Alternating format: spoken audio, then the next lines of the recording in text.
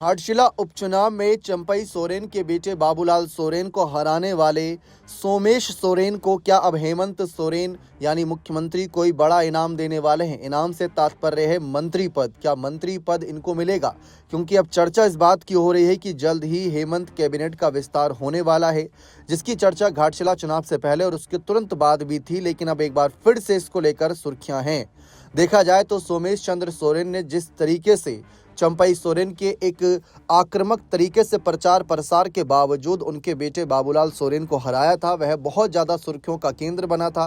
क्योंकि बीजेपी ने मुख्यमंत्री और पूर्व मुख्यमंत्रियों की फौज उतार दी थी, कई मंत्री उतारे थे राष्ट्रीय स्तर के, तब भी नहीं यहाँ पर कह सकते हैं सोमेश को हरा पाए।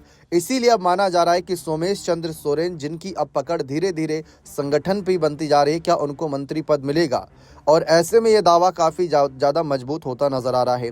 सोमेश चंद्र सोरेन के पिता रामदास सोरेन हेमंत सरकार में मंत्री थे, लेकिन अचानक उनके निधन से एक झटका लगा और उपचुनाव इस घाटशिला सीट पर हुआ, जिसमें सोमेश चंद्र सोरेन ने जीत दर्ज की। ऐसे में अब रामदास सोरेन की जिक्र कर ले तो चंपई सोरेन बीजेपी में शामिल हुए थे। उस समय हेमंत का सबसे भरोसेमंद कोई था तो रामदास सोरेन थे। चंपई की जगह उन्हें रिप्लेस किया गया और मंत्री बनाकर कोल्हान की जिम्मेदारी दी गई। कम दिन ही वह उस पद को संभाल सके, क्योंकि नियति को कुछ और ही मंजूर था। रामदास सोरेन दुनिया को अलविदा बोल गए।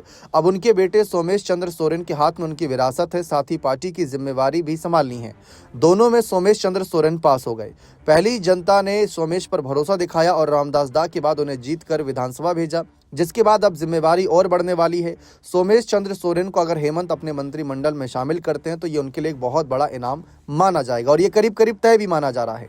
जिस तरह से स्वर्गीय जगन्नाथ महतो के निधन के बाद उनकी पत्नी बेबी देवी को मंत्री बनाया गया, इसके अलावा हाजी हुसैन अंसारी के निधन के बाद हफीजुल हसन को मंत्री बनाकर जिम्मेवारी दी गई। हालांकि इन दोनों को विधायक बनने से पहले ही मंत्री बनाया गया था, लेकिन सोमेश के साथ ऐसा नहीं हुआ।